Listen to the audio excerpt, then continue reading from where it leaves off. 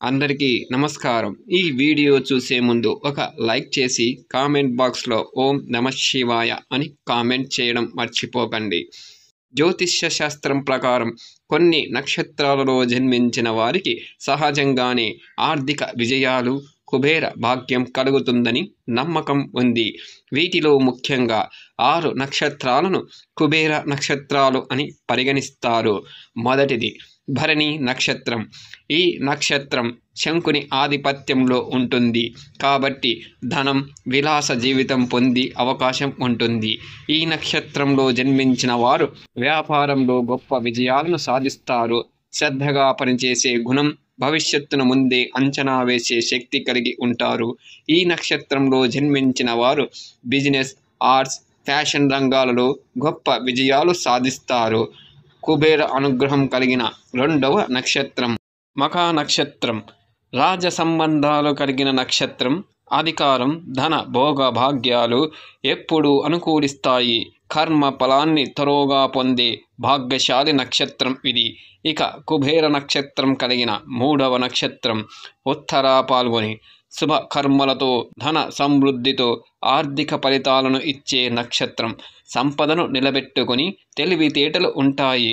సహజంగా న్యాయకత్వ లక్షణాలు కూడా ఉంటాయి. ఇక కుబేర అనుగ్రహం పొందిన 4వ నక్షత్రం స్వాతి నక్షత్రం. స్వతంత్ర ఆలోచనలు, బిజినెస్ మైండ్ కలిగిన వ్యక్తులు పుట్టే నక్షత్రం. ధన సంపద ప్రపంచ స్థాయిలో గుర్తింపు పొందే అవకాశం. వ్యాపారంలో, ఆర్థిక వ్యవహారాలలో తెలివిగా వ్యవహరించే నక్షత్రం ఇది. ఇక కుబేర అనుగ్రహం పొందిన 5వ నక్షత్రం అనురాధ నక్షత్రం. సంపద, రాజయోగం, కీర్తిని కలిగించే నక్షత్రం. మిత్రబలం, వ్యాపార నైపుణ్యం ఎక్కువ. లక్కీ నక్షత్రంగా పేరుగాంచిన నక్షత్రం ఈ అనురాధ నక్షత్రం. 6 శ్రవణ నక్షత్రం. విద్య, సంపద, కీర్తి, గౌరవం ఇచ్చే నక్షత్రం.